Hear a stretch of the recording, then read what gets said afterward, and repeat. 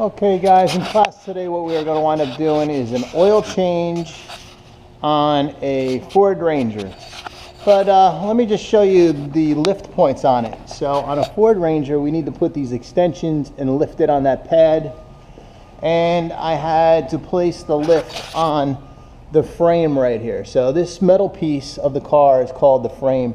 It's a full frame vehicle. The frame goes all the way from the back to the front. A lot of your cars are called unibody, but this has a full frame, so it goes, lifting pad goes here, and it goes on that little perch right there. All right, so what we're gonna do now is we're going to wheel the oil drain catch pan underneath the truck.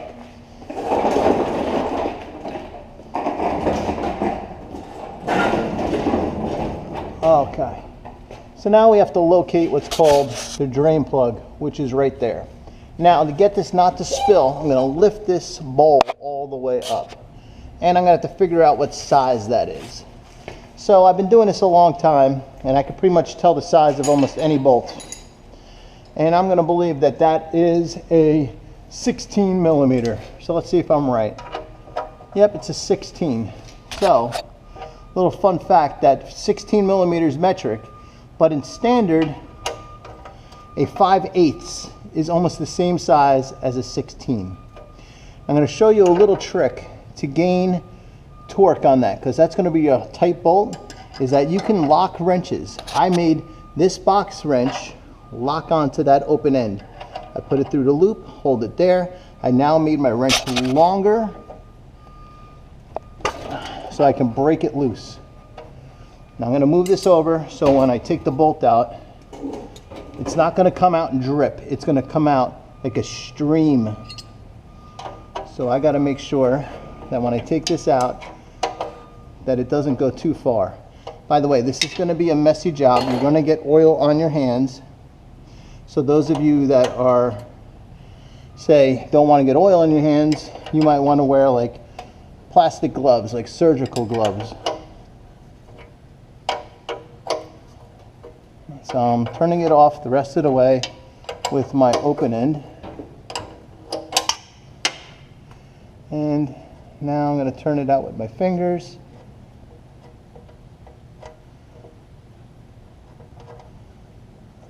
I'm going to be careful. Now it's okay that it dropped in the pan because there is a screen in there from having it go to the bottom. So I'm going to let that drain until it's done draining, until there's just dripping coming out. Now, one quick thing, if you notice I got a little oil on the floor, is we have a product called Speedy Dry. I usually teach this in the beginning of the school year. We take some of the Speedy Dry.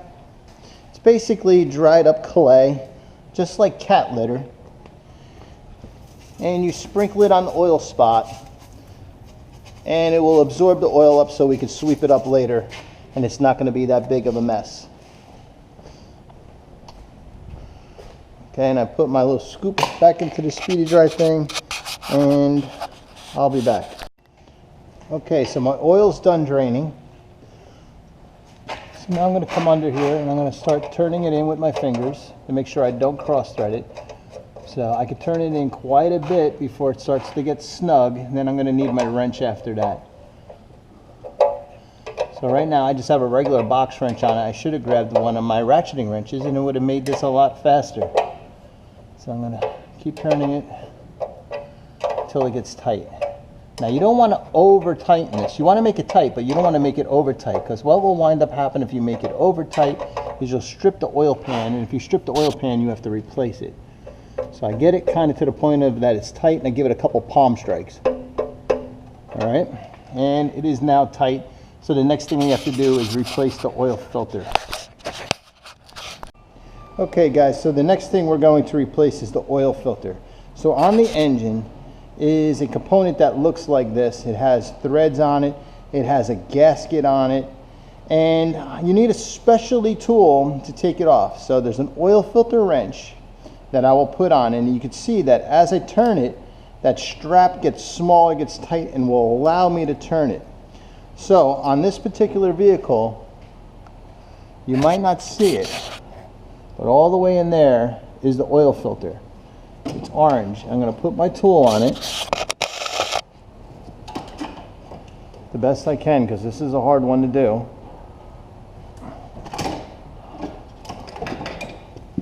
And see if I can get it to start turning. And it was kind of loose. Alright, so it came loose pretty quick. Now, I'm going to go in there with my hands the rest of the way. I got a catch can underneath to catch all the oil that comes out. And I'm going to turn it until it comes loose. Now, oil's dripping out of this. Okay, so now it's out. And now I'm going to pull it through the wheel well and pull it out. So, one thing I always look for is that this rubber gasket is still attached to the filter.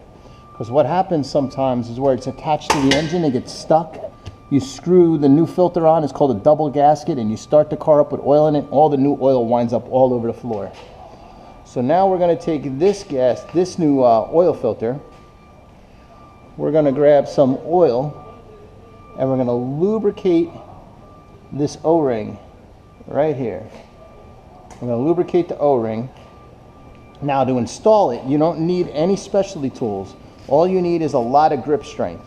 So the spec on this is as tight as you can make it by using your grip strength. So I'm spinning it on with my fingers.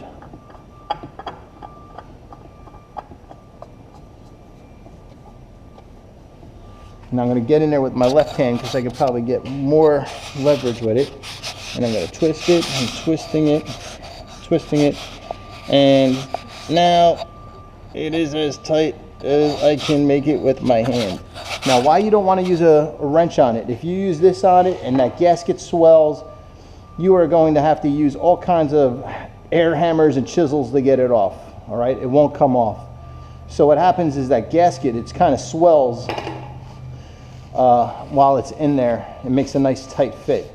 If you use this also to tighten it, you might scratch the paint on the oil filter, and then that oil filter will rust and you'll get a hole in it, and you'll be driving one day, you'll have a hole in your oil filter, and all your oil will wind up all over the street, and you could possibly damage your engine. So don't do that. All right, so now our oil filter is on, our drain plug is in. The next step is to fill it with oil. All right, guys, so now I'm going to put my motor oil in it.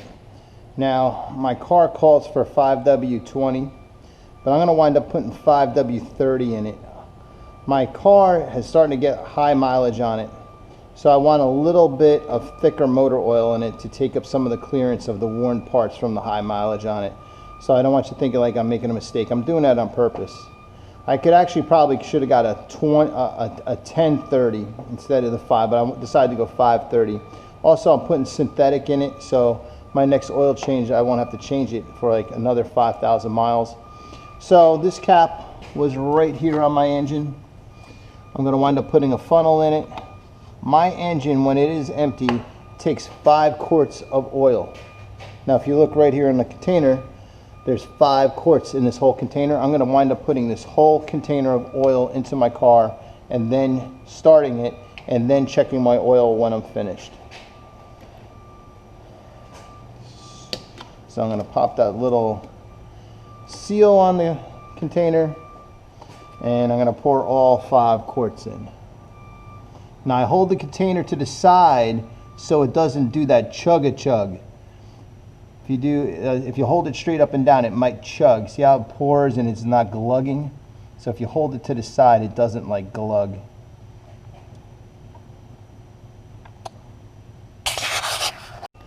Okay, so now I started up my car, and now I'm going to check my motor oil level. I'm going to wipe down my dipstick.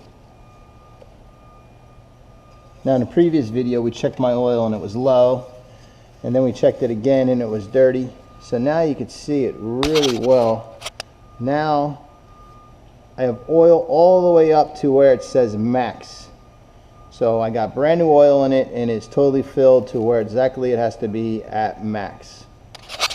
Alright guys, and that's what there is to an oil change. Now in the other part 2 of our oil change, we will check the rest of the fluids in the car.